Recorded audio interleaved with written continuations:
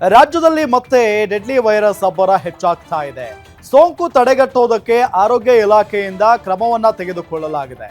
ಮುಂಜಾಗ್ರತಾ ಕ್ರಮಕ್ಕೆ ರಾಜ್ಯ ಸರ್ಕಾರ ಮುಂದಾಗಿರುವುದು.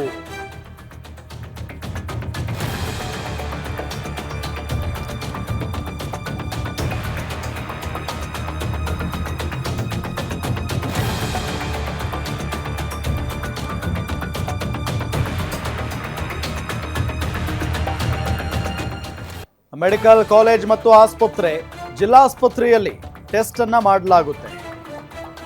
8 RT-PCR ಟೆಸ್ಟಿಂಗ್ ಲ್ಯಾಬ್ ಓಪನ್ಗೆ ನಿರ್ಧಾರವನ್ನ ಮಾಡಲಾಗಿದೆ. ನಿನ್ನೆಯವರೆಗೂ ರಾಜ್ಯದಲ್ಲಿ 35 ಕೊರೋನಾ ಕೇಸ್ಗಳು ಪತ್ತೆಯಾಗಿದ್ದಾವೆ.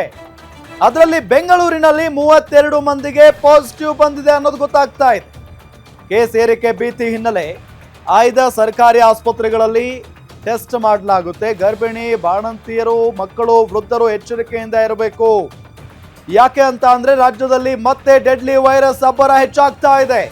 ಸೋಂಕು ತಡೆಗಟ್ಟುವುದಕ್ಕೆ ಆರೋಗ್ಯ ಇಲಾಖೆ ಕ್ರಮವನ್ನ ತೆಗೆದುಕೊಂಡಿದೆ. ಮುಂಜಾಗ್ರತಾ ಕ್ರಮಕ್ಕೆ ರಾಜ್ಯ ಸರ್ಕಾರ ಮುಂದಾಗಿರುವುದೀಗ. ರಾಜ್ಯದಲ್ಲಿ ಡೆಡ್ಲಿ ವೈರಸ್ ಅಬ್ಬರ ಹೆಚ್ಚಾಗ್ತಾ ಇರುವಂತ ಹಿನ್ನೆಲೆಯಲ್ಲಿ ಜನಸಾಮಾನ್ಯರಲ್ಲೂ ಕೂಡ ಈಗ ಮತ್ತೆ ಆತಂಕದ ವಾತಾವರಣ ನಿರ್ಮಾಣ ಆಗಿದೆ. ಸೋಂಕು ತಡೆಗಟ್ಟುವುದಕ್ಕೆ ರಾಜ್ಯ ಸರ್ಕಾರ ಮತ್ತು ಆರೋಗ್ಯ ಇಲಾಖೆ ಕ್ರಮವನ್ನ ತೆಗೆದುಕೊಂಡಿದೆ. ಮುಂಜಾಗ್ರತಾ ಕ್ರಮಕ್ಕೆ ರಾಜ್ಯ ಸರ್ಕಾರ ಮುಂದಾಗಿರುವುದನ್ನ ಗಮನಿಸ್ತಾ ಇದ್ದೇವೆ. ನಾಳೆಯಿಂದಲೇ ರಾಜ್ಯದಲ್ಲಿ ಕೋವಿಡ್ ಟೆಸ್ಟ್ ಆರಂಭ ಮಾಡಲಾಗುತ್ತೆ. ನಾಳೆಯಿಂದಲೇ ಪ್ರತಿಯೊಬ್ಬರನ್ನು ಕೂಡ ಕೋವಿಡ್ ಟೆಸ್ಟ್ಗೆ ಒಳಪಡಿಸಲಾಗುತ್ತೆ. ಮೆಡಿಕಲ್ ಕಾಲೇಜ್ ಮತ್ತು ಆಸ್ಪತ್ರೆ, ಜಿಲ್ಲಾಸ್ಪತ್ರೆಯಲ್ಲಿ ಟೆಸ್ಟ್ಗೆ ನಿರ್ಧಾರವನ್ನ ಮಾಡಲಾಗಿದೆ. 8 RT-PCR ಟೆಸ್ಟಿಂಗ್ ಲ್ಯಾಬ್ ಓಪನ್ ಮಾಡುವುದಕ್ಕೆ ನಿರ್ಧಾರವನ್ನ ಮಾಡಲಾಗಿದೆ. ನಿನ್ನೆವರೆಗೂ ರಾಜ್ಯದಲ್ಲಿ 35 ಕೊರೋನಾ ಕೇಸಸ್ಗಳು ಪತ್ತೆಯಾಗಿದ್ದಾವೆ. ಅದರಲ್ಲಿ ಬೆಂಗಳೂರಿನಲ್ಲೇ 32 ಮಂದಿಗೆ ಪಾಸಿಟಿವ್. ಕೇಸ್ ಏರಿಕೆ ಭೀತಿ ಹಿನ್ನೆಲೆಯಲ್ಲಿ ಆಯ್ದ ಸರ್ಕಾರಿ ಆಸ್ಪತ್ರೆಗಳಲ್ಲಿ ಟೆಸ್ಟಿಂಗ್ ಪ್ರಕ್ರಿಯೆ ನಡೆಸಲಾಗುತ್ತೆ. ಅದರಲ್ಲೂ ಗರ್ಭಿಣಿಯರು, ಬಾಣಂತಿಯರು, ಮಕ್ಕಳು, ವೃದ್ಧರು ಬಹಳ ಎಚ್ಚರಿಕೆಯಿಂದ ಇರಬೇಕು ಅಂತ ಹೇಳಿ ಸೂಚನೆಯನ್ನ ನೀಡಲಾಗಿದೆ. ಈ ಕೊರೋನಾ ಮಹಾಮಾರಿ ಇದೆಯಲ್ಲ, ಇದು ಎಷ್ಟರ ಮಟ್ಟಿಗೆ ಅಟ್ಟಹಾಸವನ್ನ ಮೆರೆದಿತ್ತು 2 ವರ್ಷಗಳ ಕಾಲ ಅನ್ನೋದನ್ನ ಇಡೀ ಜಗತ್ತೇ ನೋಡಿದೆ. ಎಷ್ಟೊಂದು ಜನರನ್ನ ಬಲಿ ಪಡೆದುಕೊಂಡಿತು ಅನ್ನೋದನ್ನು ಕೂಡ ಗಮನಿಸಿದ್ದೀವಿ. ಚಿಕ್ಕ ಮಕ್ಕಳಿಂದ ಹಿಡಿದು ವೃದ್ಧರವರೆಗೂ ಸಾಕಷ್ಟು ಸಂಖ್ಯೆಯಲ್ಲಿ ಜನ ಬಲಿಯಾದ್ರು ಈ ಕೊರೋನಾ ಮಹಾಮಾರಿಗೆ. ಆದ್ರೆ ಈಗ ಕಡಿಮೆ ಆಯ್ತು ಅನ್ನುವಷ್ಟರಲ್ಲಿ ಮತ್ತೆ ಕೊರೋನಾ ಮಹಾಮಾರಿ ಎಂಟ್ರಿ ಕೊಟ್ಟು ಬಿಟ್ಟಿದೆ. ಇದರ ಪರಿಣಾಮ ಈಗ ಜನ ಭಯಗೊಂಡಿದ್ದಾರೆ. ಯಾಕೆ ಅಂತ ಹೇಳಿದ್ರೆ ಈ ಹಿಂದೆ ಬಹಳ ಕಷ್ಟ ಅನುಭವಿಸ್ಬಿಟ್ಟಿದ್ದಾರೆ ಪಾಪ ಜನ. ಎಲ್ಲರೂ ಕೂಡ ಕೊರೋನಾದಿಂದ ನರಕ ಯಾತನೆಯನ್ನ ಅನುಭವಿಸಿದ್ದಾರೆ. ಈ ಸಂದರ್ಭದಲ್ಲಿ ಮತ್ತೆ ಕೊರೋನಾ ಶುರುವಾಗಿದೆ. ಬೆಂಗಳೂರಿನಲ್ಲೇ ಈಗ 32 ಕೇಸಸ್ಗಳಿದ್ದಾವೆ. ಒಂದ್ ಕಡೆ ಇಡೀ ರಾಜ್ಯಾದ್ಯಂತ ನಿನ್ನೆ 35 ಪ್ರಕರಣಗಳು ಬಂದಿರೋದು.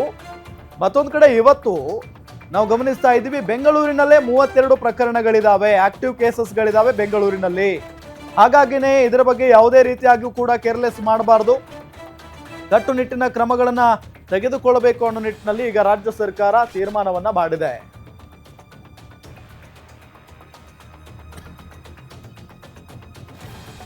ಇದೇ ವಿಚಾರಕ್ಕೆ ಸಂಬಂಧಪಟ್ಟಂತೆ ಡೀಟೇಲ್ಸ್ ಕೊಡ್ತಾರೆ ನಮ್ಮ political bureau head Maruti Pavagada. News desk ಇಂದ ನೇರ ಸಂಪರ್ಕದಲ್ಲಿ ಜಾಯ್ನ್ ಆಗ್ತಾರೆ.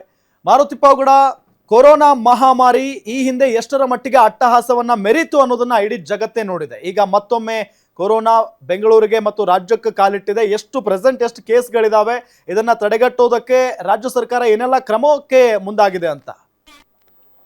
ರಾಮ್, ಇಲ್ಲಿವರೆಗೂ ರಾಜ್ಯಾದ್ಯಂತ 35 ಪ್ರಕರಣಗಳು ದೃಢಪಟ್ಟಿವೆ ಅನ್ನುವಂತಹ ಒಂದು ಅಧಿಕೃತ ಮಾಹಿತಿಯನ್ನು ರಾಜ್ಯ ಸರ್ಕಾರ ಬಿಡುಗಡೆ ಮಾಡಿದೆ. ಆದರೆ ಇನ್ನೂ ಕೂಡ ಪ್ರಕರಣಗಳ ಸಂಖ್ಯೆ ಜಾಸ್ತಿ ಆಗ್ಬೋದು ಅನ್ನುವಂಥ ಒಂದು ಆತಂಕ ಸರ್ಕಾರಕ್ಕೆ ಕಾಡ್ತಾ ಇರುವಂಥದ್ದು. ಕಾರಣ ಏನು ಅಂತ ಹೇಳಿದ್ರೆ, ಇಡೀ ರಾಜ್ಯಾದ್ಯಂತ ಕಳೆದ 4-5 ದಿನಗಳಿಂದಲೂ ಕೂಡ ಇರುವಂಥ ಒಂದು ವಾತಾವರಣ, ಇಂಥ ವಾತಾವರಣ ಇದ್ದರೆ ಅಂದರೆ ಚಳಿ ಮತ್ತು ಮಳೆಗಾಲದಲ್ಲಿ ಇಂಥ ಒಂದು ಸೋಂಕು ಹೆಚ್ಚಾಗಿ ಹರಡುತ್ತೆ ಅನ್ನುವಂಥದ್ದನ್ನು ಹಿಂದೆ ಏನು ಮೊದಲ ತಳಿ 2019ರಲ್ಲಿ ರಾಜ್ಯದಲ್ಲಿ ಪತ್ತೆ ಆದಾಗ 2019 ಆಗಿರ್ಬೋದು, 20 ಆಗಿರ್ಬೋದು, 21 ಆಗಿರ್ಬೋದು, ಆ 3 ವರ್ಷಗಳ ಕಾಲ ಹೆಚ್ಚು ಕಾಡಿತ್ತು.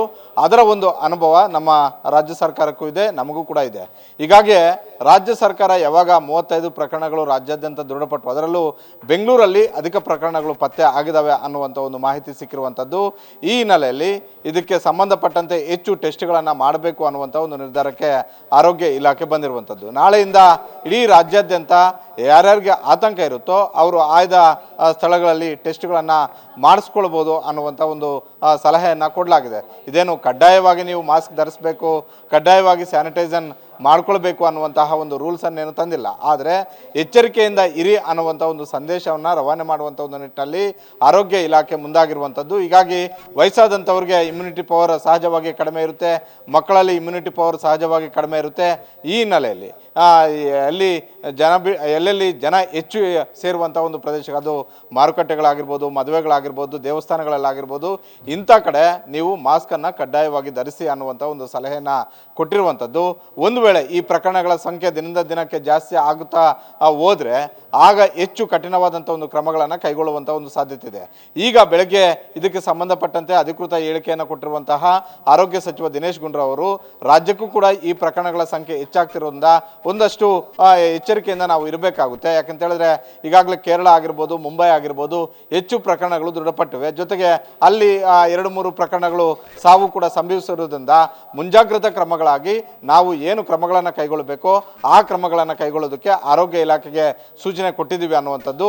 ಇದಕ್ಕೆ ಸಂಬಂಧಪಟ್ಟಂತೆ ಈಗಾಗಲೇ ನಿನ್ನೆ ರಾತ್ರಿನೂ ಕೂಡ ಎಕ್ಸಲ್ಲಿ ಪೋಸ್ಟ್ ಮಾಡೋದರ ಮೂಲಕ ಇಡೀ ರಾಜ್ಯಾದ್ಯಂತ ಸರ್ಕಾರಿ ಆಸ್ಪತ್ರೆಗಳಲ್ಲಿ ಒಂದಷ್ಟು ಎಚ್ಚರಿಕೆ ಕ್ರಮಗಳನ್ನು ಕೈಗೊಳ್ಳಿ ಅನ್ನುವಂಥ ಒಂದು ಸೂಚನೆಯನ್ನು ಕೊಟ್ಟಿದ್ದರು.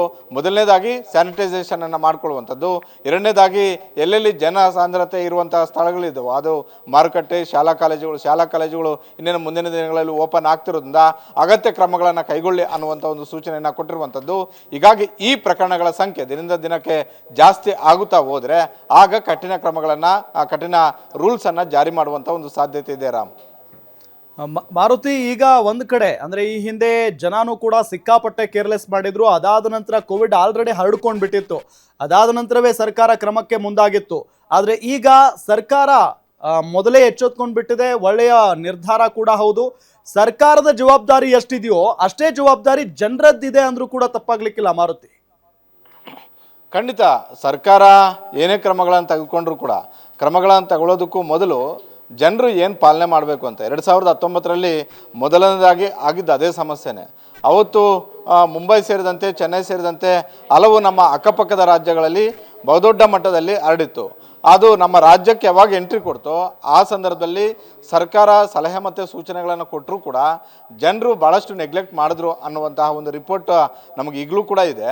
ಹಾಗಾಗಿ ಅವತ್ತು ಮೊದಲ ಹಂತದಲ್ಲಿ ನಾವು ಯಶಸ್ವಿಯಾಗಿ ಅದನ್ನು ಕಡಿವಾಣ ಹಾಕೋದಕ್ಕೆ ಆಗಲಿಲ್ಲ. ಆರೋಗ್ಯ ಇಲಾಖೆ ಆಗಿರ್ಬೋದು, ಸರ್ಕಾರ ಆಗಿರ್ಬೋದು, ಏನೇ ಕಟ್ಟುನಿಟ್ಟಿನ ಕ್ರಮಗಳನ್ನು ಕೈಗೊಂಡರೂ ಕೂಡ ಅದನ್ನು ಪಾಲನೆ ಮಾಡಬೇಕಾಗಿರುವಂಥದ್ದು ಜನರು ಕೂಡ ಸರ್ಕಾರ ಕೊಟ್ಟಂತಹ ಸಲಹೆ ಮತ್ತು ಮಾರ್ಗದರ್ಶನಗಳನ್ನು ಸರಿಯಾಗಿ ಪಾಲನೆ ಮಾಡಿದರೆ ಅವತ್ತು 2019 ಮತ್ತು 2020ರಲ್ಲಿ ಆದಂತಹ ಒಂದು ಸಾವು ನೋವಿನ ಸಂಖ್ಯೆಯನ್ನು ಕಡಿಮೆ ಮಾಡ್ಬೋದಾಗಿತ್ತು. ಎಲ್ಲೋ ಒಂದು ಕಡೆ ಈ ಬಾರಿ ಆ ರೀತಿ ಆಗದೇ ಇರುವಂಥ ಒಂದು ನಿಟ್ಟಿನಲ್ಲಿ ರಾಜ್ಯ ಸರ್ಕಾರವು ಮೊದಲೇ ಮುಂಜಾಗ್ರತಾ ಕ್ರಮಗಳನ್ನು ಕೈಗೊಳ್ಳೋದಕ್ಕೆ ಮುಂದಾಗಿದೆ. ಜೊತೆಗೆ ನಮಗೂ ಕೂಡ ಅನುಭವ ಇದೆ, ರಾಜ್ಯದ ಜನರಿಗೂ ಕೂಡ ಅನುಭವ ಇದೆ. 2019, 20, 21ರಲ್ಲಿ ಯಾವ ರೀತಿಯಾದಂಥ ಒಂದು ಪರಿಣಾಮಗಳನ್ನು ಎದುರಿಸಿದ್ವಿ ಅಂತ. ಈ ಹಿನ್ನೆಲೆಯಲ್ಲಿ ಈಗಾಗಲೇ ಮುಂಬೈ ಆಗಿರ್ಬೋದು, ಬೇರೆ ಬೇರೆ ಕಡೆ ಪ್ರಕರಣಗಳ ಸಂಖ್ಯೆ ಹೆಚ್ಚಾಗ್ತಿರೋದ್ರಿಂದ ಇದಕ್ಕೆ ಸಂಬಂಧಪಟ್ಟಂತೆ ಕಟ್ಟುನಿಟ್ಟಾದಂಥ ಒಂದು ಕ್ರಮಗಳನ್ನು ಕೈಗೊಳ್ಳೋದು ಅಷ್ಟೇ ಅಲ್ಲ, ಅದನ್ನು ಜಾರಿ ಮಾಡುವಂತಹ, ಅದನ್ನು ಪಾಲನೆ ಮಾಡುವಂಥ ಒಂದು ಕೆಲಸವೂ ಕೂಡ ಜನರಿಂದ ಆಗಬೇಕು. ಈ ನಿಟ್ಟಿನಲ್ಲಿ ಆರೋಗ್ಯ ಇಲಾಖೆಯು ಕೂಡ ಮುಂದಾಗಿರುವಂಥದ್ದು. ತಾವೇ ಹೇಳಿದಂತೆ ಜನರಿಗೂ ಕೂಡ ಅದರ ಅನುಭವ ಇರೋದ್ರಿಂದ ಈ ಬಾರಿ ಮುಂಜಾಗ್ರತಾ ಕ್ರಮಗಳನ್ನು ಜನರು ಕೂಡ ಸ್ವಯಂ ಪ್ರೇರಿತವಾಗಿ ತೆಗೆದುಕೊಳ್ಳೋದರಲ್ಲಿ ಯಾವುದೇ ಅನುಮಾನವೂ ಕೂಡ ಇಲ್ಲ. ರಾಮ್,